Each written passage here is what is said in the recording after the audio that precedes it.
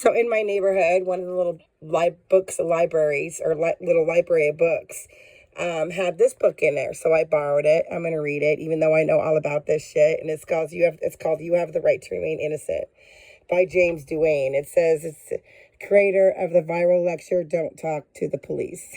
Which, yeah, because, it actually falls right within the right to remain silent, the Fifth Amendment.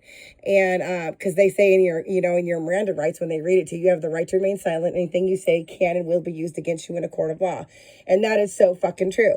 Because when that dirty deputy filed orders of protection against me, they were wrongfully granted that violated our Constitution, specifically, when they put me in a mental institution claiming that I was crazy, after locking me up for 3 days, they tried to, there was a fake psychiatrist that said I was, I was a psychotic schizo, but my psychotic schizo fresh is so clean now, they didn't have shit on me. They can only hold me there for 30 days. But anyway, I don't talk to police. I only dismiss those bitches when I see them doing some stupid shit, recording them, everything, just like they're recording us, record them, because there is no right to privacy in public. So that's why they can record us, so we can record them. So record everything, because you never know that if the recording that they have is probably going to get edited. You know what I mean? So always record the police when you have interaction with them at all times, always, and everything. But for your own, your own well-being, protection, anyway. But anyway, yeah, so I'm going to go ahead and read this book because it falls right in with the right to remain silent. Anything you say can and will be used against you in the court of law.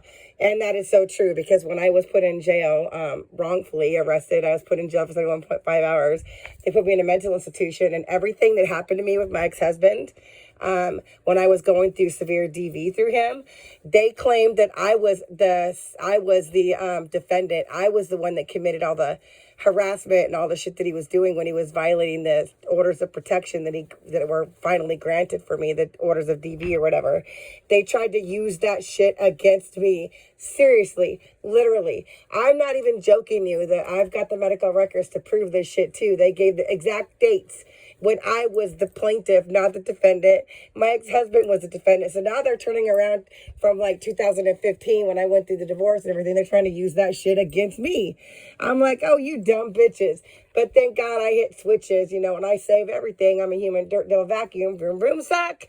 I've got all the proof of everything, of all of his violations that he did, everything he did to me, to prove it all, that I was innocent and I didn't violate shit on those dates that they gave when my ex-husband violated me with the DV. So anyway, they tried to use anything you say can and will be used against you in a court of law. They tried to use it against me when I was the victim initially. So yeah, just be careful of that shit and don't talk to the police.